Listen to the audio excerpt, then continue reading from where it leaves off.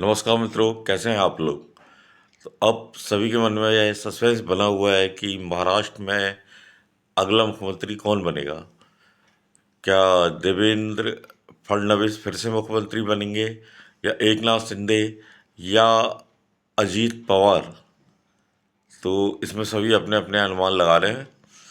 तो आप इसे चाहे तो मेरा अनुमान कह सकते हैं, या चाहे मेरी भविष्यवाणी कह सकते हैं। मैं ये कह रहा हूँ कि इनमें से कोई भी मुख्यमंत्री नहीं बनेगा। और इसके लिए आइए, क्या कारण है उस पर हम विचार करते हैं। जैसा कि पहले भी आपने देखा था, राजस्थान, मध्य प्रदेश और छत्तीसगढ़ का उदाहरण हमारे सामने है।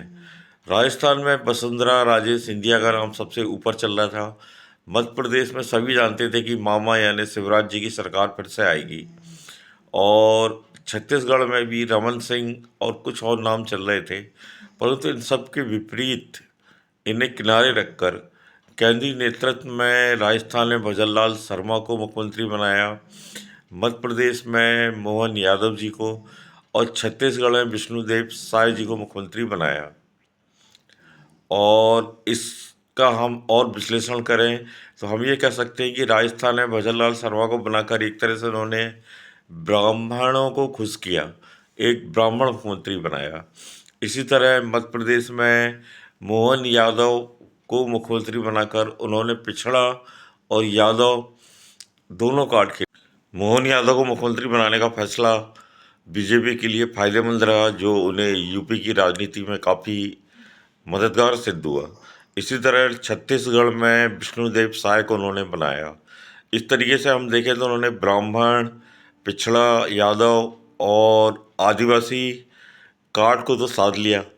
आगे की जो राजनीति है, और राहुल गांधी और इंडिया गठबंधन का जो मुख्य उद्देश्य है, वो हिंदुओं की एकता को तोड़ना होगा अगर वो बीजेपी को हराना चाहते हैं। तो इसके लिए वे जाति का कार्ड खेलेंगे, और उसका जवाब बीजेपी उसी तरीके से देना चाहती है।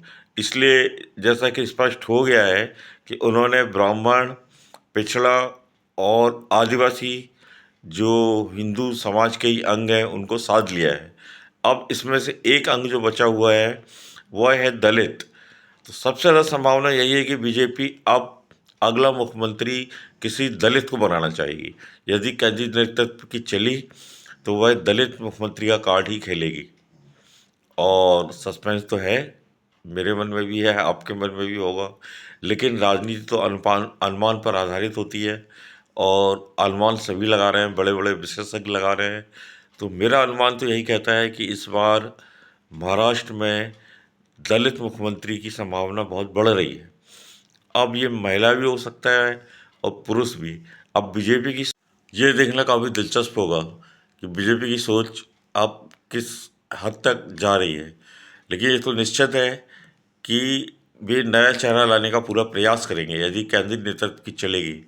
क्योंकि इस समय बीजेपी का नेतृत्व राज्य स्तर पर किसी ऐसे सक्षम नेता को बर्दाश्त करने की स्थिति में नहीं है जो आगे चलकर पार्टी में तोड़फोड़ कर सके, या बीजेपी के अनुशासन और एकता और जो केंद्रीय नेतृत्व की शक्ति है उसे किसी प्रकार से कम कर सके।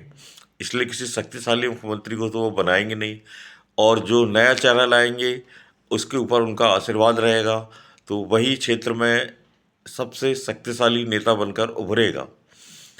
पहले भी भाजपा इस प्रकार के प्रयोग कर चुकी है बहुत पहले।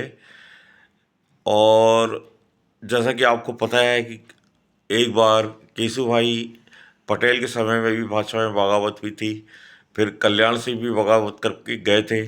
तो इस तरह की किसी घटनाओं को अब ये केंद्रीय नेतृत्व नहीं चाहता है कि पार्टी में अब कभी हो। इसलिए जैसे उन्होंने राजस्थान में वसुंधरा राजे को किनारे किया, और मध्य प्रदेश में शिवराज सिंह को किनारे किया, और इसी तरह छत्तीसगढ़ में भी नया नेतृत्व सामने लाए, तो भाजपा की यही कोशिश होगी कि मुख्यमंत्री तो उन्हीं का बने, लेकिन कोई नया चेहरा हो। और संभावना यही है कि वह दलित चेहरा ही होगा, और जिस पर बीजेपी पूरी तरह से अपना प्रभाव बनाकर रखेगी, और वो पार्टी लाइन का पालन करेगा। तो फिर ऐसा ही अनुमान हमने पहले भी लगाया था। अमेरिका चुनाव के बारे में सभी कह रहे थे कि वहाँ पे डोनाल्ड ट्रंप ही जीतेंगे। कमला डोनाल्ड ट्रंप की जीत की संभावना कम बता रहे थे और कमला हैरिस को आगे रख रहे थे। तब भी मैंने यही कहा था कि अमेरिका सिर्फ बदलने का दिखावा करता है, कभी बदलता नहीं है, इसलिए डोनाल्ड ट्रंप ही जीतेंगे। अमेरिका इतिहास में कभी कोई महिला राष्ट्रपति नहीं बनी है और यही इतिहास दोहराया जाएगा। आप मेरे पुराने वीडियो में आप देख सकते हैं, इसमें इसी चैनल में। और सवेरे तो कल सस्पेंस खुल ही जाएगा, हम और आप देखेंगे। पर संभावना यही है कि बीजेपी किसी दलित को मुख्यमंत्री के रूप में आगे प्रोजेक्ट करेगी। यदि हमारा गणित उसी दिशा में जा रहा है जिस दिशा में शायद मोदी जी और शाह जी सोच रहे होंगे। बड़े लोग हैं, उनकी सोच भी बड़ी होगी, पर हम आम नागरिक हैं, उसका कुछ अनुमान तो अब हमें भी होने लगा है। तो फिर बताइए आपको ये वीडियो कैसा लगा। यदि आपको ये वीडियो पसंद आया हो तो इस चैनल को लाइक और सब्सक्राइब ज़रूर करें। ये नया चैनल है, इसे आपके सपोर्ट की बहुत ज़रूरत है, तभी तो बना रहेगा हमारा और आपका साथ। नमस्कार जी, धन्यवाद जी। मिलते हैं फिर किसी नए विषय के साथ। चलिए जी, नमस्कार जी।